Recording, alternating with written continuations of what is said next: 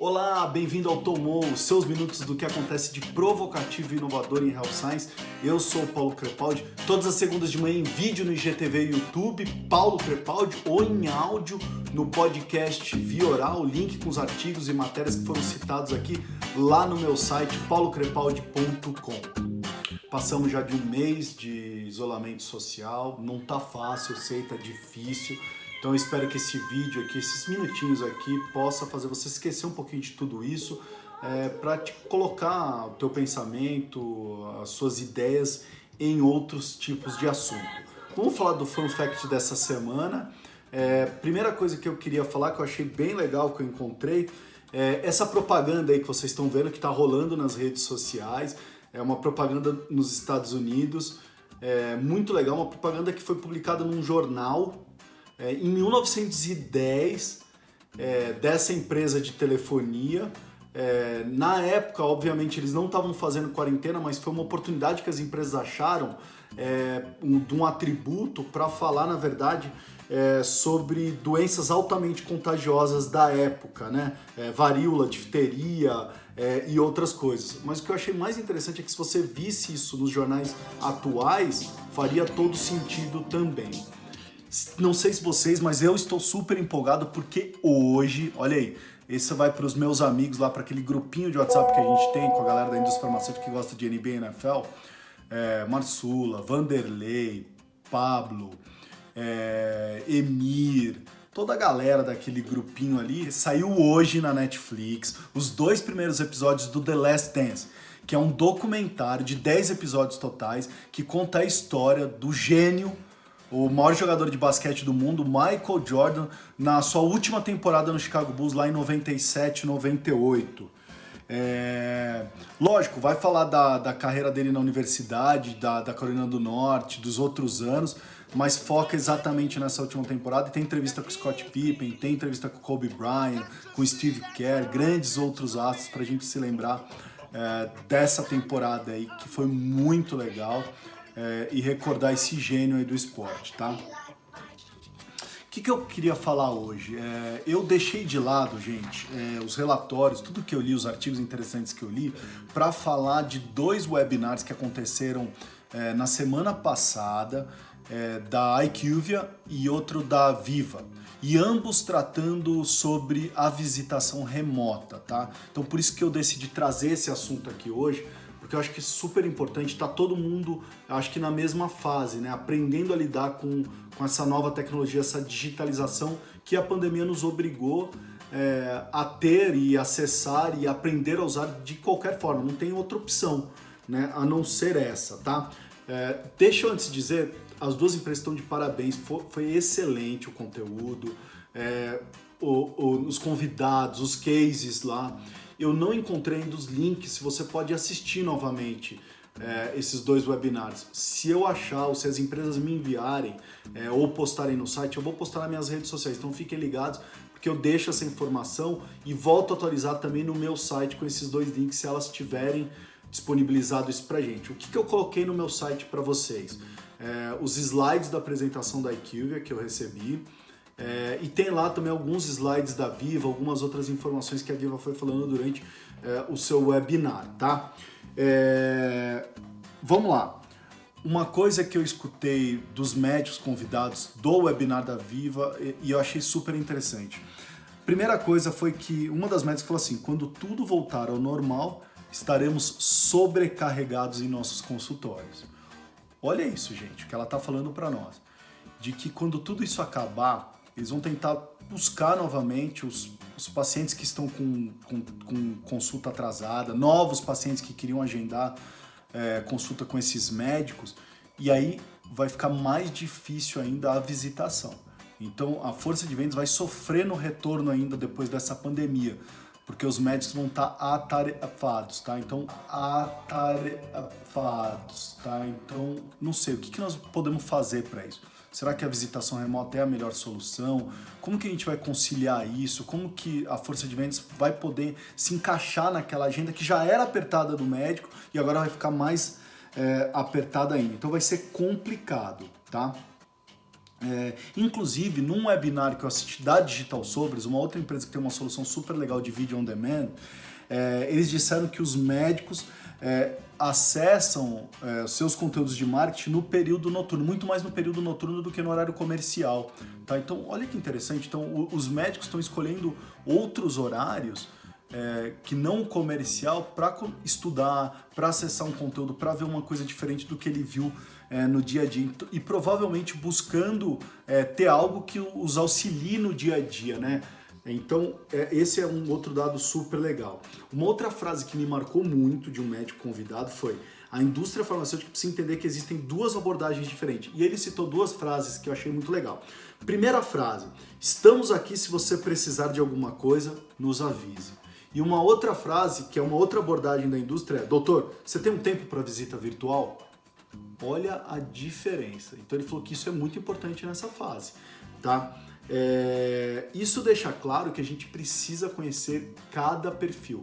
Ou seja, vamos precisar levantar dados. A gente não sabe ainda.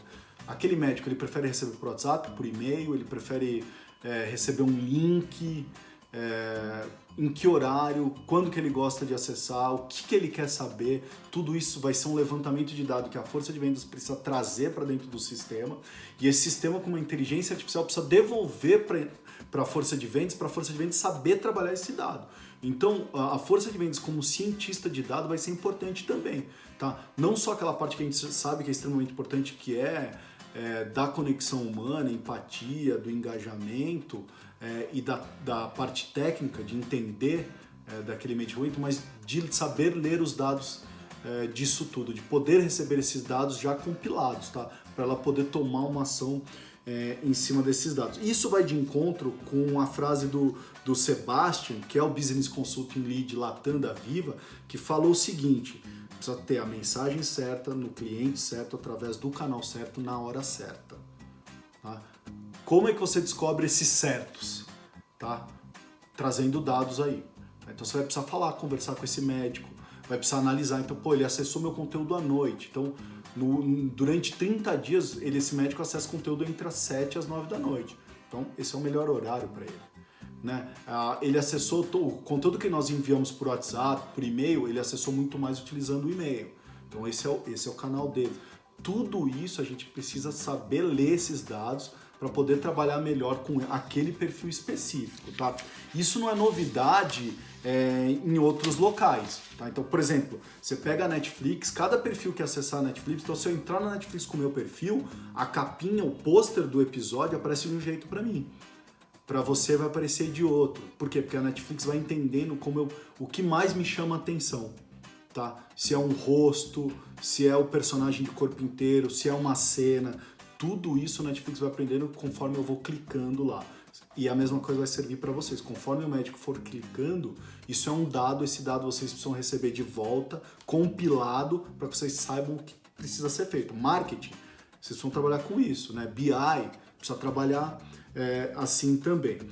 Um outro slide apresentado pela IQVIA que eu achei muito legal são sobre os efeitos da pandemia, tá? Então eles falam assim: bom, os médicos estão com dificuldade de exercer sua prática clínica, óbvio, e a regulamentação da telemedicina. O que isso quer dizer? Que os profissionais da saúde estão com 2 novos elementos que eles estão tendo que reaprender o que fazer. E aí vem você com mais uma coisa chocando em cima de tudo isso. Então imagina a confusão na cabeça desses profissionais. Eles querendo ajuda para entender o que eles vão fazer agora, que não pode atender no consultório ou atender em menor quantidade, e como atender em telemedicina. Né? Lembra que até pouco tempo atrás muitos médicos eram contra a telemedicina, né? Eles achavam que não dava, não era possível, agora é o único jeito. Então a indústria farmacêutica, cuidado, porque ainda vem você com a visitação remota, é tudo novo, é muita coisa nova para esse cara aprender. Outro dado é da Memed, que é a empresa de prescrição digital, tá? Que traz um dado muito legal, um aumento significativo no número de farmácias integradas ao sistema. Então são 7.500 farmácias integradas já no sistema da Memed para prescrição digital. O que isso quer dizer para nós, indústria farmacêutica? Que agora você tem que mudar a experiência do produto. Porque se agora é via delivery, como é que você está entregando esse produto. A embalagem tem que ser diferente, porque você não está mais disputando PDV, espaço na prateleira. Layout não é mais importante. O importante é como esse cara recebe, qual a experiência de recebimento. Os restaurantes aprenderam isso, né? Tiveram que comprar embalagem para que seu produto chegasse intacto, para que o molho não derramasse. Eles criaram cartinhas de boa experiência. Eles sabem que não tem mais o garçom para explicar a comida, então eles têm que explicar de uma outra maneira. E indústria farmacêutica vai acontecer a mesma coisa com vocês. Qual é essa nova experiência de delivery que vocês estão criando? Se antes era difícil saber o que acontecia com o teu paciente, quando ele saía da farmácia, agora que ele está dentro de casa é mais difícil ainda. Então, você vai precisar ajudá-lo a consumir esse produto dentro de casa. Qual é essa sua experiência, tá? Outro dado da equipe é de contatos remotos. Óbvio, teve um aumento significativo. Então, você não será o único. Imagina quantas visitas remotas esses médicos não estão sendo solicitados. Tá? Quantos webinars eles não estão participando, tá?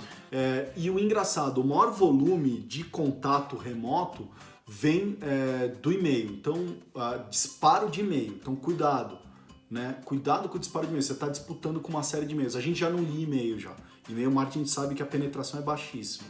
Tá? Agora, com esse aumento, a gente está falando de 117% de aumento comparado a 2019. Esse é um dado da IQVIA, que está lá no meu site para vocês baixarem. Que mais? Em ambos os webinars ficou claro que deve existir uma estratégia única para aquele perfil de médico específico, tá? Então, o que isso quer dizer? Não importa o canal que ele acessar, ele tem que ter a liberdade de escolher onde consumir e quando consumir. Tá? Ele quer consumir no smartphone, então seu conteúdo tem que estar preparado para smartphone. Ele quer consumir no computador, no tablet, então seu conteúdo tem que estar preparado para se adequar a todas essas ferramentas hoje, todas as telas, vamos colocar assim. Um outro dado legal da IQVIA mostrou que a idade dos médicos é indiferente na aceitação de visitação remota. Então vamos parar com esse negócio de que dependendo da geração o médico aceita mais ou menos. O dado da IQVIA mostra que é indiferente. Um dado da Viva, que também foi citado pela IQVIA, é o aumento substancial do tempo do médico com o representante em visitação remota. Tá? Olha só, presencial, o dado da Viva diz que a média é de 2 minutos e remota a média passa para 11 minutos. Esse tempo que aumentou agora, o que você está fazendo? Né? Você tem maior oportunidade de agregar valor para esse cara, de engajar ele. O que você está fazendo?